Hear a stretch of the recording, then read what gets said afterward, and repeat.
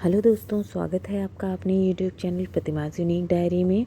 दोस्तों, अधिक मास के गुरुवार दिन पड़ रहा है कल, और आपको इस दिन गुरुवार भगवान विष्णु का दिन होता है। अधिक मास भी भगवान विष्णु का दिन होता है। तो इस दिन कुछ खास उपाय करने से आपके घर में जो भी समस्याएं होती हैं वो समाप्त होती हैं। जैसे कि समस्याओं से मतलब है कि धन संपदा है, नौकरी है, तरक्की है, व्यापार में हानि हो रही है, पैसों की तंगी चल रही है, कर्ज की समस्या, ऐसे कोई भी जो समस्याएं होती हैं, भाग्य साथ नहीं देता है, किस्मत वो है, तो आप इस तरह ये उपाय कर सकते हैं जहाँ पर आपका किस्मत साथ देना शुरू कर देगी। सबसे पहले आते हैं अपने पहले उपाय पर। इस वीडियो में हम आपको 3 उपाय बताने वाले हैं। पहला उपाय है तुलसी माता का उपाय। तो इसमें आपको क्या करना है दोस्तों, सबसे पहले तो आप एक जल का लोटा ले लीजिएगा, चाहे तांबे का लोटा हो या पीतल का या स्टील का लोटा ले लीजिएगा, और इस लोटे में जल भर लीजिएगा। इसके साथ साथ और किस चीज़ की ज़रूरत पड़ेगी आपको, हल्दी आप खड़ी हल्दी लीजिएगा, और उसके बाद उसको किसी चीज़ से, चाहे मिक्सर में या फिर सिलबट्टा है तो उससे पीस के पाउडर बना लीजिएगा। ये अगर ये कर लें आप खुद से तो बहुत अच्छा है, नहीं कर सकते हैं तो फिर आप क्या करिएगा, पाउडर मार्केट में मिलता है हल्दी पाउडर, आप वही लेके आ जाइएगा, पर खुद से करें तो ज़्यादा अच्छा है। और ये दोनों सामान, एक लोटा जल और हल्दी जो आपने पाउडर बनाया हुआ है, उसको लेकर के चले जाइए तुलसी माता जी के पास, और वहाँ पर आपने जो लोटा ले रखा है उसमें वो हल्दी डाल देनी है। आपको जो पाउडर आप लेकर के गए हैं, हल्दी उस लोटे जल में डाल देना है, और नाम लेना है भगवान विष्णु का, ओम नमो भगवते वासुदेवाय। ये मंत्र बोलते हुए हल्दी लोटे में डाल दीजिएगा, और पूरा का पूरा जो लोटे का जल है वो तुलसी माता की जड़ में, जो आपके पास गमला है या पौधा है या पेड़ है जो भी है, आप वहाँ पर उसकी जड़ में डाल दीजिएगा। ओम नमो भगवते वासुदेवाय का मंत्र बोलते हुए आपको ये जल डालना है। खड़े होकर मत डालिएगा, ये नहीं कि पत्तियों पे डाल रहे हैं और डंडी पे डाल रहे हैं, उसके छींटे आपके पैर में आ रहे हैं, तो ऐसे मत करिएगा। जड़ में डालिएगा, झुक के डालिए या बैठ के डालिएगा, जिससे उसके छींटे आपके पैरों पर ना पड़े। तो बहुत ही ध्यान से ये डालना है।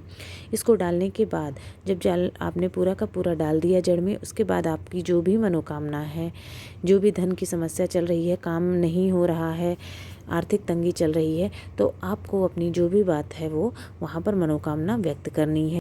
गुरुवार के दिन ये उपाय करने से बहुत ही लाभ मिलता है। कोशिश करिए कि दोपहर 12 बजे से पहले ये उपाय कर लें।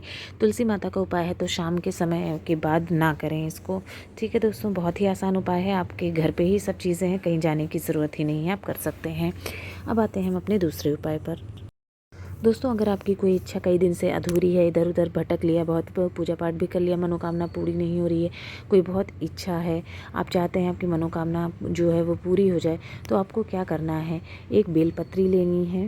बेलपत्री कहीं से कटी पटी ना हो, एक ही बेलपत्र लेना है, ठीक है, और साफ़ सुथरी होनी चाहिए बेलपत्र। और क्या ले लेना है, एक तांबे के लोटे में जल ले लेना है। जल अपने घर से ही ले लीजिएगा, मंदिर जाके भरने की ज़रूरत नहीं, चाहे तो वहाँ से भी कर सकते हैं, या तो फिर आप अपने घर पर ही जल भर कर ले लीजिएगा। और ये बेलपत्र और एक लोटा जल आपको लेकर के पहुंच जाना है कहाँ पर, शिव मंदिर।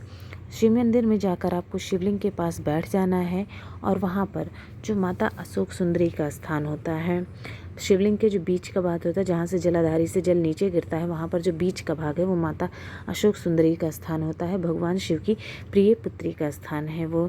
आपको क्या करना है, जो माता अशोक सुंदरी का स्थान है वहाँ पर वो बेलपत्र आपको अर्पित करना है।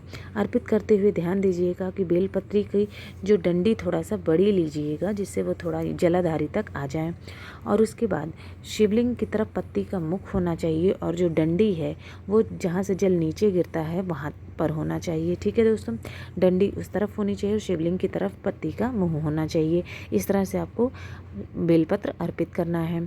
उसके बाद जो जल आप लेकर के गए हैं उसको भी, जहाँ पर आपने बेलपत्र चढ़ाया है माता अशोक सुंदरी के स्थान पर, वहीं पर श्री शिवाय नमस्तुभ्यम करते हुए जल भी वहीं पर चढ़ाना है। बहुत धीरे धीरे चढ़ाइएगा, ये नहीं कि तेज़ से ऊंचाई से चढ़ा रहे हैं, उसके छींटे आपके पैरों पर इधर उधर नहीं आने चाहिए। धीरे धीरे स्लो मोशन में आराम से पूरा जल आप वहाँ पर चढ़ा दीजिएगा। उसके बाद शिव मंदिर की चौखट पर, जहाँ शिवलिंग से थोड़ा सा दूर, या फिर वहीं पर जहाँ पर आपने जल चढ़ाया वहीं पर अगर बैठने की जगह है तो आप वहीं पर बैठकर माता अशोक सुंदरी से जो भी आपकी इच्छा है, मनोकामना है, कह दीजिएगा, मांग लीजिएगा कि इतने मेरी ये मनोकामना कई दिनों से अधूरी है, पूरी नहीं हो रही है। आपको ये प्रार्थना माता अशोक सुंदरी से करनी है, ना कि भोले भंडारी से। माता अशोक सुंदरी उनकी प्रिय पुत्री हैं भोले भंडारी की, तो उनकी बात कभी भी भोले भंडारी नहीं टालेंगे। इसलिए आपको ये प्रार्थना उन्हीं से करनी है, माता अशोक सुंदरी से। आपका मनोकामना ज़रूर ही पूरी होगी। बहुत ही आसान सा उपाय है। दोस्तों अभी हम आ जाते हैं अपने तीसरे उपाय पर। तीसरा उपाय रुद्राक्ष से करना है दोस्तों। ये उन लोगों को करना है जिनके घर में लोग बीमार पड़ रखे रहते हैं, या फिर कोई बीमारी है, बड़ी बीमारी है, बीमारी ठीक नहीं हो रही है, तो उसके लिए आप ये उपाय कर सकते हैं। ठीक है, ये उपाय बीमार व्यक्ति को करना है।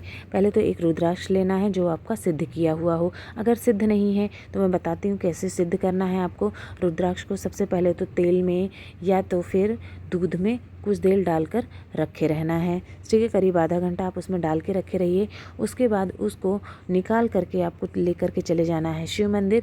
वहाँ आपको शिवलिंग के ऊपर रखना है अपना जो भी रुद्राक्ष है उसको, और उसके बाद आपको अपना बेलपत्र, जल, दूध जो भी आप चढ़ाना चाहते हैं, जैसे आप पूजा करते हैं वैसे आपको करते रहना है। तब तक आपको रुद्राक्ष शिवलिंग पर ही रखना है, वहाँ पर रखे रहिए। आप अपनी पूजा समाप्त करिए। उसके बाद उस रुद्राक्ष को उठा लीजिएगा, अच्छे से धुल लीजिए, और धुलने के बाद इस्तेमाल करना है आपको। इस बार इतनी सी उसमें ये सिद्ध हो जाता है। अब ये रुद्राक्ष आपका सिद्ध हो गया है। ठीक है, आप उसको इस्तेमाल में ला सकते हैं। करना क्या है आपको, इस रुद्राक्ष को अपनी दोनों हाथों की जो हथेलियाँ होती हैं उसके बीच में रखना है, जिस तरह से आप फोटो में देख पा रहे हैं। जैसे सर्दियों में अपने दोनों हथेलियों को रगड़ते हैं हम गर्माहट पाने के लिए अच्छे से, उसी तरह से पूरे के पूरी हथेली में आपको वो जो रुद्राक्ष आपने ले रखा है वो आपको रगड़ना है अच्छे से। जैसे करके पूरे हाथों में हथेलियों को रगड़ते हैं उसी तरह से रुद्राक्ष के साथ आपको पूरे हाथ में रगड़ना है, जो व्यक्ति बीमार है उसको। ठीक है, आपको ये कभी भी आप ये कर सकते हैं, कोई समय की पाबंदी नहीं है, इसी टाइम करना है आपको। जब समय मिले आप तब साफ स्वच्छ आपको होना चाहिए उस समय पर जब भी आप ये उपाय कर रहे हैं, क्योंकि आपने रुद्राक्ष हाथ में ले रखा है, वो भी सिद्ध किया हुआ, तो आपको ये उपाय करना है। आप ये उपाय उनके लिए है जिनको स्पेशली बीपी की समस्या है, शुगर की समस्या है, डायबिटीज़, इन चीज़ों की समस्याएं जिनको होती हैं उन लोगों को ये उपाय खासकर काम करता है। ये उपाय करिएगा आप, बहुत ही आसान है। कैसे रुद्राक्ष को सिद्ध करना है वो भी मैंने बता दिया है। तो ये 3 उपाय दोस्तों मैंने आपको बताए हैं, जहाँ पर आपको गुरुवार के दिन धन वृद्धि के लिए आप तुलसी माता का उपाय कर सकते हैं। कोशिश करिए दोपहर 12 बजे से पहले कर लीजिए, शाम के समय ना करें। दूसरा उपाय मनोकामना पूर्ति के लिए है, वो आप पूरे दिन में कभी भी कर सकते हैं, शाम तक भी, शाम के बाद भी, रात तक भी वो कर सकते हैं आप ये उपाय। तीसरा उपाय बताया है बीमारी के लिए दोस्तों।